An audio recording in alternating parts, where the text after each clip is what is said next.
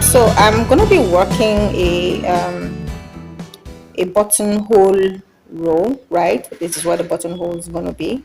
These others that I've already worked the other flap where the buttons will be. So I have 63 stitches in all, and I want to get in 6 buttons, right? The first 2 buttons, I want to place them closely together so that when the individual chooses not to button the first one, right, the next button is not too far off. But the rest, I'm going to be placing them at regular intervals, right? So what I want to do is I'm going to work my first 2 stitches. So I'm going to work this stitch 1 and stitch 2. Then I'm going to chain 2 and skip 2 stitches, right? Then continue my single crochet into the next 5 stitches. So 3, 4 and 5. The next button, this is where I want that next button to be, so it's going to be really close there. So 2 chains, skip 2 again, then continue my single crochet stitches.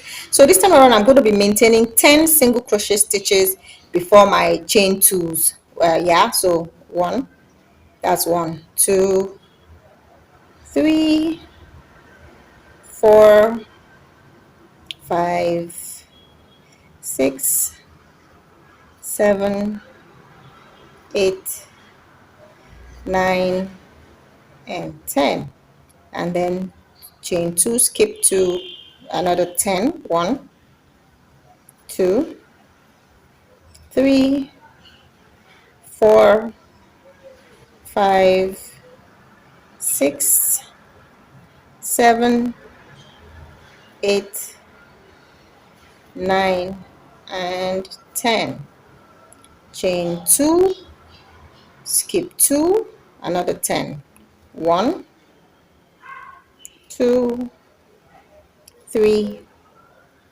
4, 5, 6, 7, 8, 9, 10. Remember that your button loop rows have to be sturdy, all right? So that's why I'm using single crochet stitches. Now the number of single crochet stitches you rows you create of these single crochet stitches also help to give a good balance and a good sit to your buttons. All right, so I'm gonna be working 5 rows altogether. I'd initially worked 2 rows, and then these button loops, I'm putting them in the 3rd row. So that means I have 2 more rows to work for this flap to be complete. So we'll continue. Chain 2, skip 2, 1, 2, 3, 4, 5, 6, 7, 8, 9 and 10.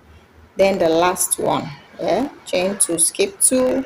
I have 1, 2, 3 and 4 to the end of the row. So I'm going to be chaining up, turning my work and working my remaining 2 rows to complete this button loop flap.